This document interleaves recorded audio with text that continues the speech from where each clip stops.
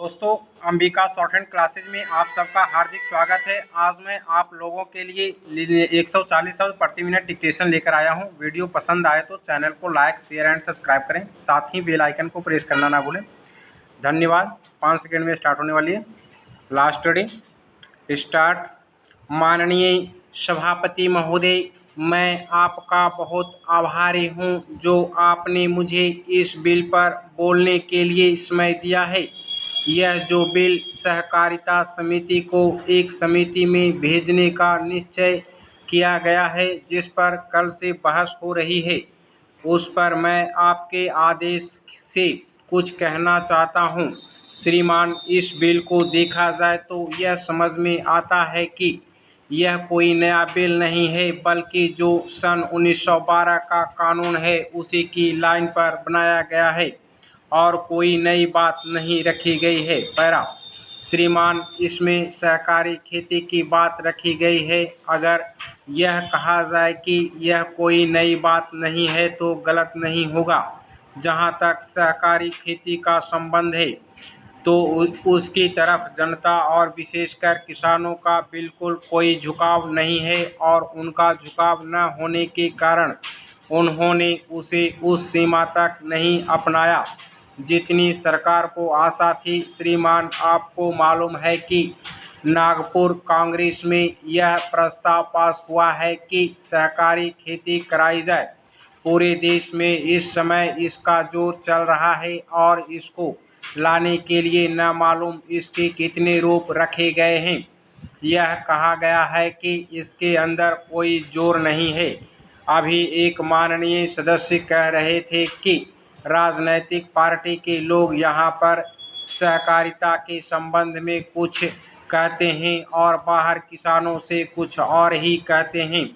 वे किसी से यह भी कहते हैं कि तुम्हारी ज़मीन छीन जाएगी। मैं यह निवेदन करना चाहता हूं कि यह जो कहा गया है और किसानों के अंदर जो भावना पैदा होती है वह इस बिल से साफ स्पष्ट होती है कि वह गलत भावना नहीं है। मैं यह जानता हूं कि जब किसान पार्टी का जोर बढ़ा और किसानों की आवाज़ ऊंची हुई तो सरकार ने और हमारे नेताओं ने यह कहना शुरू कर दिया कि हम सहकारी खेती को किसानों के ऊपर लादना नहीं चाहते, बल्कि यह तो किसानों की इच्छा पर है। लेकिन इसके साथ ही साथ एक बात मैं पहले भी निवेदन कर चुका हूं और फिर भी निवेदन करना चाहता हूं कि नेताओं का अपना विचार होना चाहिए।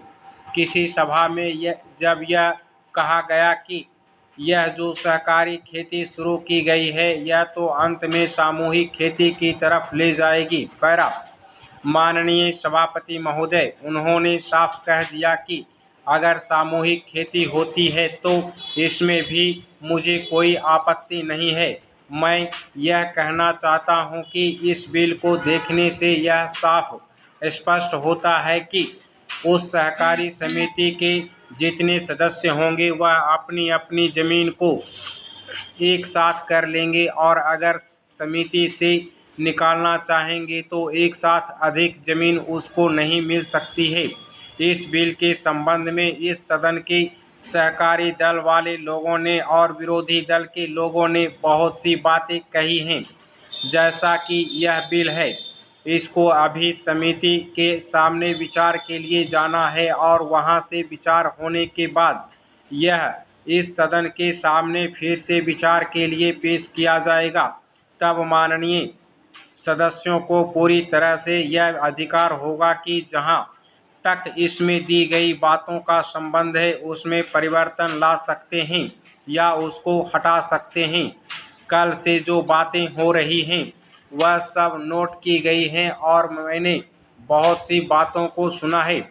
इस समिति में उन सब बातों पर विचार किया जाएगा। बहुत से माननीय सदस्यों ने इस तरह की बातें कही हैं, वह बहुत आवश्यक मालूम हुई हैं और जैसा कि मैंने कहा है उन पर विचार किया जाएगा। पैरा जहां तक सहकारिता का संबंध है, चाहे सरकारी दल वाले माननीय सदस्य हों चाहे विरोधी दल वाले माननीय सदस्य हों, सबकी यह मांग है कि जब हम जनता के राज में विश्वास करते हैं और अपने यहाँ जनता का राज स्थापित कर लिया है, और जबकि देश में गरीबी है और उसका गलत लाभ भी उठाया जाता है, तब सहकारिता की बहुत आवश्यकता है।